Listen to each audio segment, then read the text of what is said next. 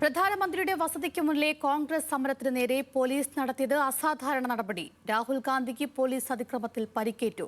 കേന്ദ്രമന്ത്രി ജിതേന്ദ്ര സിംഗ് നേരിട്ടെത്തിയിട്ടും രാഹുൽ ഗാന്ധി വഴങ്ങാത്തതോടെയാണ് പോലീസ് നടപടി ആരംഭിച്ചത്.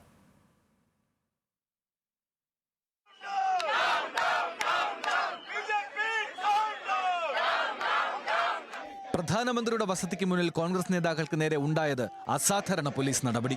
മണിക്കൂറുകൾ നീണ്ട സംഘർഷ സാഹചര്യത്തിനൊടുവിലാണ് പോലീസ് അറസ്റ്റിലേക്ക് നീങ്ങിയത്. രാഹുൽ ഗാന്ധി അടക്കം നേതാക്കൾ അറസ്റ്റിന് വഴങ്ങാൻ കൂട്ടാക്കിയില്ല.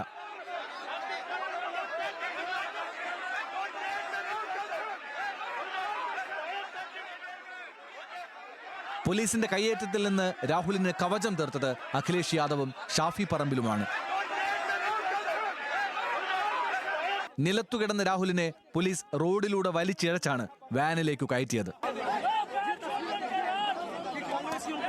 മൂക്കിന് മുറിവേറ്റ രാഹുലിനെ പോലീസ് വാനിൽ കൊണ്ടുപോകുന്ന ദൃശ്യം തൊട്ടു പിന്നാലെ പുറത്തു വന്നു.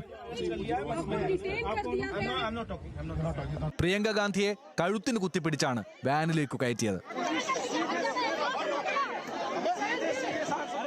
പ്രിയങ്ക വാതിൽക്കൽ നിൽക്കുമ്പോൾ തന്നെ ബസ് മുന്നോട്ടെടുത്തു. KC വേണുഗോപാലിന് നേരെയും കയ്യേറ്റമുണ്ടായി. പോലീസിന്റെ കയ്യാങ്കളിയെ ഡീൻ കുര്യാക്കോസ് പ്രതിരോധിച്ചു. DK ശിവകുമാറും അഖിലേഷ് യാദവും അടക്കം അറസ്റ്റിലായി. സമരവേദിയിലെത്തിയ മുഖ്യമന്ത്രി VD സതീശൻ സംഘർഷത്തിന് തൊട്ടു മുൻപ് മടങ്ങി. പ്രധാനമന്ത്രിയുടെയും ധർമ്മേന്ദ്ര പ്രധാന്റെയും രാജി ആവശ്യപ്പെട്ടാണ് കോൺഗ്രസ് മിന്നൽ സമരം നടത്തിയത്. വസതിക്ക് മുന്നിൽ കുത്തിയിരുന്ന നേതാക്കൾ ടാഗ് കൊണ്ട് സ്വയം കൈകൾ കെട്ടി പ്രതിഷേധിച്ചു. സമരസ്ഥലത്തേക്ക് വരുന്നതിനിടെ മന്ത്രി PC വിഷ്ണുനാഥിനെ പോലീസ് കസ്റ്റഡിയിലെടുത്തു. കേന്ദ്രമന്ത്രി ജിതേന്ദ്ര സിംഗ് സമരസ്ഥലത്ത് നേരിട്ടെത്തി നടത്തിയ അനുനയ നീക്കവും പാളി.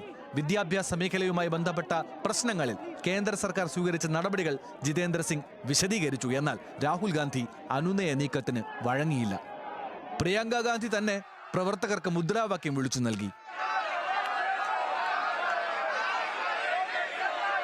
അപ്രതീക്ഷിതമായിട്ടാണ് കോൺഗ്രസ് സമരരംഗത്തേക്ക് ഇറങ്ങിയത്.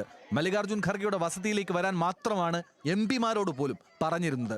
CJP പ്രക്ഷോഭത്തിൽ ദേശീയ രാഷ്ട്രീയം ആളിയുലഞ്ഞതോടെയാണ് കോൺഗ്രസിനും കളത്തിലിറങ്ങേണ്ടി വന്നത്. News desk, Delhi.